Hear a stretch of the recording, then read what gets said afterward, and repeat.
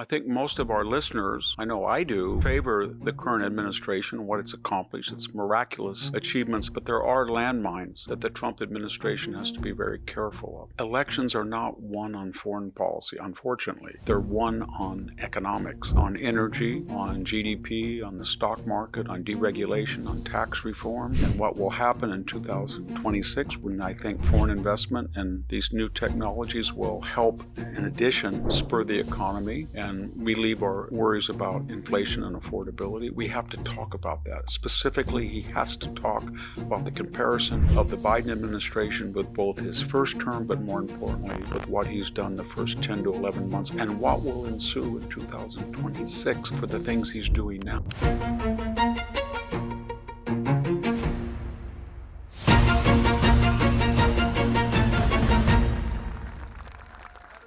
America is going through a higher education transformation where students are realizing that what they want and need is a place that doesn't stifle their intellectual freedom. Standing out among the few graduate programs that value viewpoint diversity is Pepperdine's University School of Public Policy, where I've taught the last 2 years. Their Masters of Public Policy is both applied and practical, preparing the next generation of leaders to participate in government agencies, the business sector, and think tanks. Pursue your MPP at Pepperdine. Daily Signal listeners qualify for an automatic 50 to 75% tuition scholarship and can learn more at go.pepperdine.edu/Daily Signal. It's go.pepperdine.edu/Daily Signal.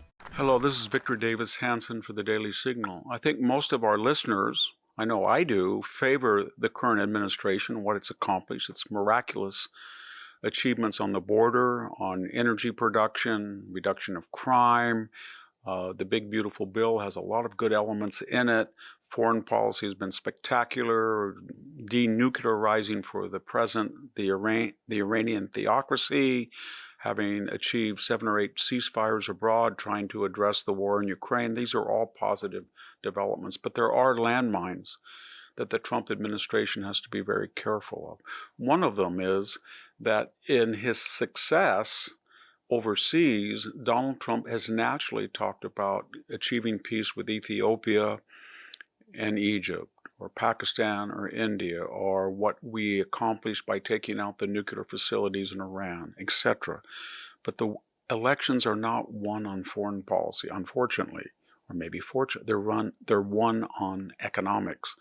And the left, in that vacuum and that lack of praise for the accomplishments of the Trump administration on energy, on GDP, on the stock market, on deregulation, on tax reform, and what will happen in 2026 when I think foreign investment and these new technologies will help, in addition, spur the economy and relieve our worries about inflation and affordability. We have to talk about that. Specifically, he has to talk about the comparison of the Biden administration with both his first term, but more importantly, with what he's done the first 10 to 11 months and what will ensue in 2026 for the things he's doing now.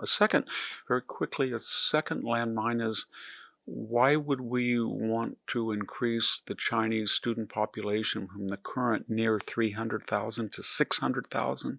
That's contrary to the MAGA agenda of American First. There are 300,000 Americans that would love to come to college that either can't afford it or can't get in because of the competition with over 1 million foreign students.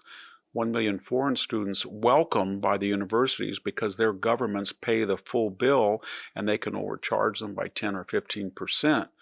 And yet we know that of the 300,000 students roughly here, that 1 or 2 or 3 or 4% engage in active espionage. That's several thousand, 2, 3, 4, 5,000. We know that because when we look at the end result, sophisticated satellites, rocketry, aircraft carriers, they look almost identical to ours, and they are the results of skipping billions of dollars in investment, years of research, and leapfrogging to parity with us by appropriating our technology in large part and often by the presence of so many Chinese nationals. When we were in a race, an existential race with the Soviet Union, we did not have Russian students here. That would have been seen as insane. So we should be trying to gradually, without provocation, reducing the size of the Chinese nationalist population, not doubling it.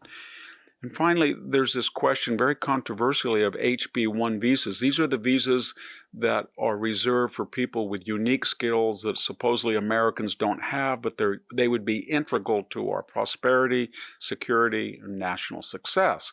PhDs in computer engineering, master's degrees in French language as a professor, a high-stakes athlete or model even to enrich our culture. And nobody objects to that. There's about 500,000 of these HB1 visas already. But as part of the negotiations with trade and tariffs and our foreign relations with other countries, we have said that we would like to take in a lot more HB1 visas. The problem with that is these countries don't view it the same way as we do. They would like to send their students with bachelor's degrees, or the students themselves would like to come with no singular skills at all, any different than most Americans who graduate with a bachelor's degree in computer science, engineering, finance.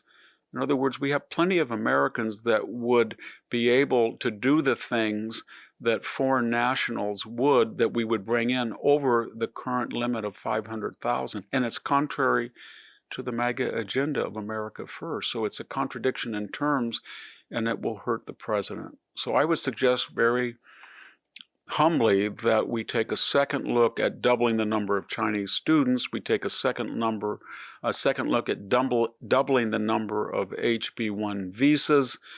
I would take a second look at the public relations and the communications about the economy and begin right now talking about how it is stronger than perceptions from the left especially and the media, but more importantly, the things that are going on right now by the administration that will improve the economy radically in 2026. Thank you very much. This is Victor Davis Hanson for the Daily Signal. Thank you for tuning in to the Daily Signal. Please like, share, and subscribe to be notified for more content like this. You can also check out my own website at victorhanson.com and subscribe for exclusive features in addition.